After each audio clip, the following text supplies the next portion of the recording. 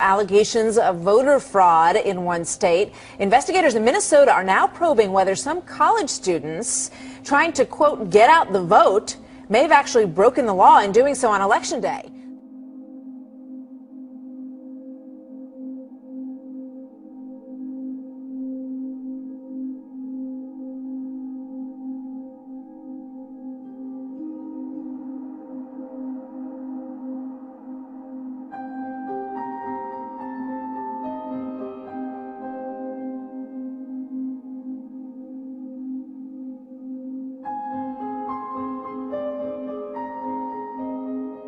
Back in the year that Wellstone was elected to the United States Congress, I was a poll watcher in the 10th Ward.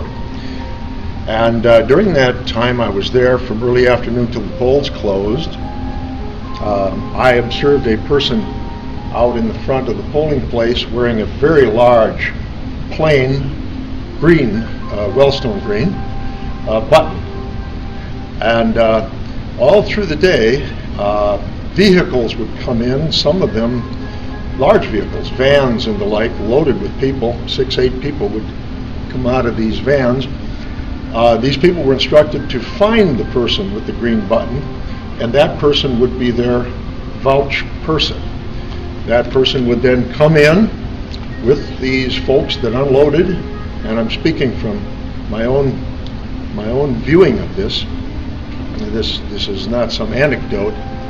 And that person would vouch for all those people to register on the spot and vote.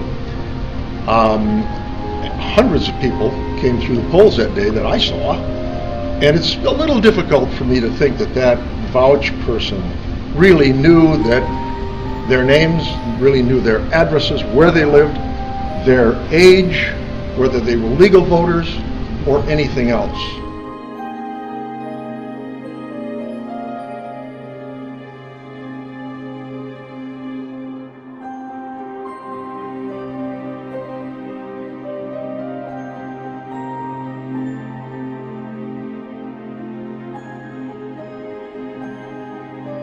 Good morning, Martha. An investigation in Minnesota now could implicate members of a national student voting group. The Hennepin County District Attorney confirms they are investigating alleged Election Day improprieties involving what's called voter vouching. You know, in Minnesota, you don't need an ID to vote. All you have to do is actually register and vote on Election Day. You show up at the polling place. As long as someone there vouches for you, saying you live there, you can vote. But at this polling place near the University of Minnesota, there are now allegations that members of Students Organizing for America may have been illegally vouching for others, possibly to stuff the ballot box. Republican election challenger Ron Stoffel, who was there, filed an affidavit saying he saw yelling when the voter vouching was challenged. The female college student did say that she vouched for people she did not know. So I think that's the first step, that there were people that voted that did not have proper registration by someone who knew them. Well, Students Organizing for America is affiliated with Organizing for America. That's funded by the Democratic National Committee. And the Organizing for America website takes you to BarackObama.com, which tells Minnesota students that they do need IDs like driver's licenses to vote, but also says, quote, if you don't have any of these things, that's okay. You just need a voucher, someone registered to vote in your precinct who can swear that you live there. No one from the Minneapolis Student Organizing for America or the Democratic National Committee returned our calls on this, but the investigation is continuing.